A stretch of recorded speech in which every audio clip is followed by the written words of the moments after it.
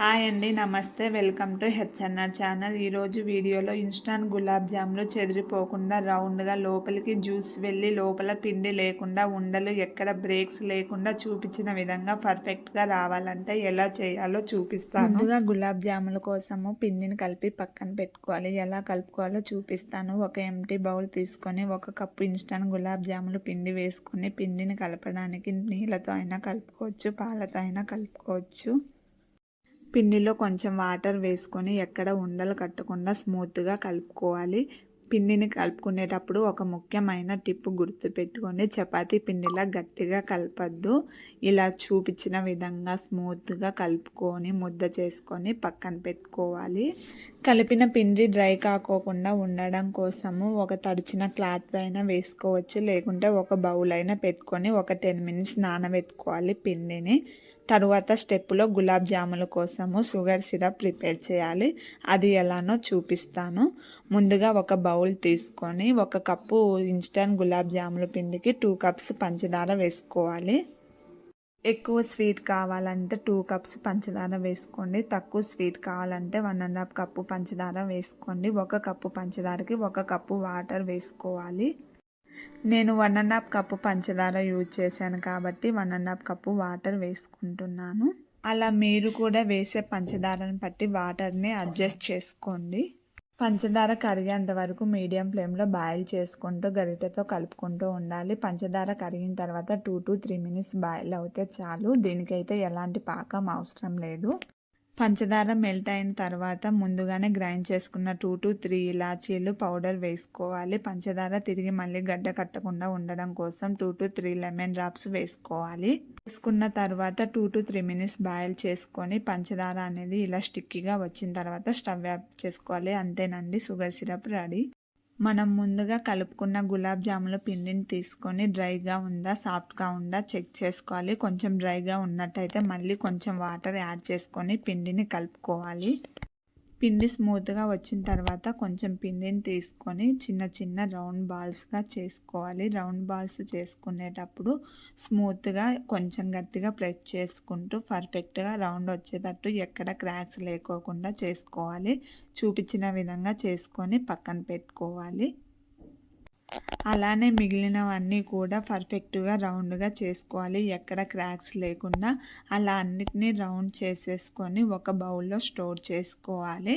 ఎక్కువ గులాబ్ జాములు ఉన్నట్టయితే ఒక క్లాత్ వేసుకోండి. నేనైతే కొన్నే ఉన్నాయి కాబట్టి వేసుకోలేదు.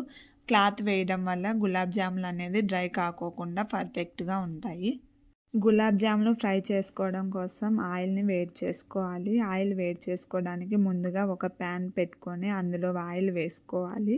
ఆయిల్ని హీట్ చేసుకునేటప్పుడు మీడియం ఫ్లేమ్లోనే హీట్ చేసుకోవాలి. మరీ ఎక్కువ హీట్ అవ్వద్దు, మీడియంగా హీట్ అవుతే చాలు. ఆయిల్ని హై హీట్ చేయొద్దు. హై హీట్ చేస్తే కూడా గులాబ్ జాములు అనేది పర్ఫెక్ట్గా రావు, తొందరగా మాడిపోయి లోపల అనేది పిండి సరిగ్గా ఉడకదు. అందుకని మీడియం హీట్ మాత్రమే చేసుకోవాలి. మీడియంగా హీట్ అయిన ఆయిల్లో రౌండ్స్ని తీసుకొని ఒక్కొక్కటిగా వేసుకోవాలి. అన్నిటినీ ఒకటేసారి వేస్తే అన్నీ దగ్గరకు అయిపోయి చెల్లాచెదురు అయిపోతాయి. అందుకని సపరేట్గా ఒక్కొక్కటిగా వేసుకోవాలి.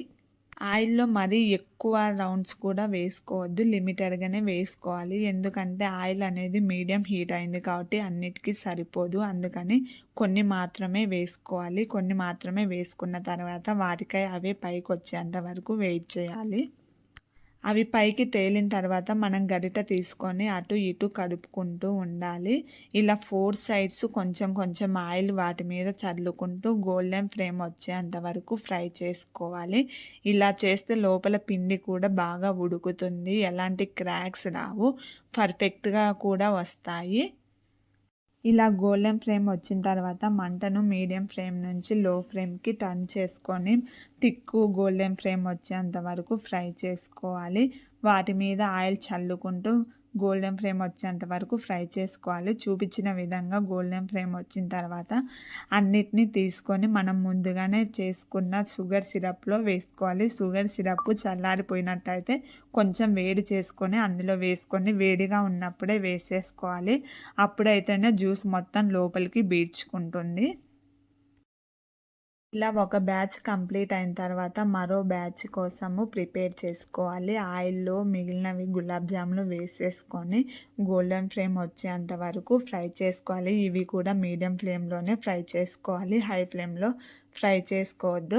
అన్నీ గోల్డెన్ ఫ్లేమ్ వచ్చిన తర్వాత తీసుకొని మనం ముందుగానే ప్రిపేర్ చేసుకున్న షుగర్ సిరప్‌లో వేసుకోవాలి. వీటిని బాగా నానబెట్టాలి 2-3 అవర్స్. 2-3 అవర్స్ తర్వాత గులాబ్ జాములు రెడీ అండి. సర్వ్ చేసుకుంటే చాలు. గులాబ్ జాములు రెడీ. చూసారా ఎంత పర్ఫెక్ట్‌గా జ్యూసీగా వచ్చాయో చూడండి. మీరు కూడా ఈ టిప్స్‌తో ట్రై చేయండి. పక్కా మీకు కూడా వస్తుంది. 100% గ్యారంటీ. అంతేనండి, ఇంకా బౌల్‌లో వేసేసుకొని సర్వ్ చేసుకోవడమే. దీనికి లుకింగ్ కోసం వచ్చేసి మనం పిస్తా లేదా బాదం పప్పుల్ని గ్రైండ్ చేసుకొని కోర్స్‌గా ఇలా పైన చల్లేసుకుంటే చాలండి. టేస్ట్ అయితే చాలా బాగా వచ్చింది. జ్యూసీగా ఉంది. మీరు కూడా ట్రై చేయండి. మా వీడియోస్ మీకు నచ్చినట్టయితే please like, share and subscribe my channel. Thank you.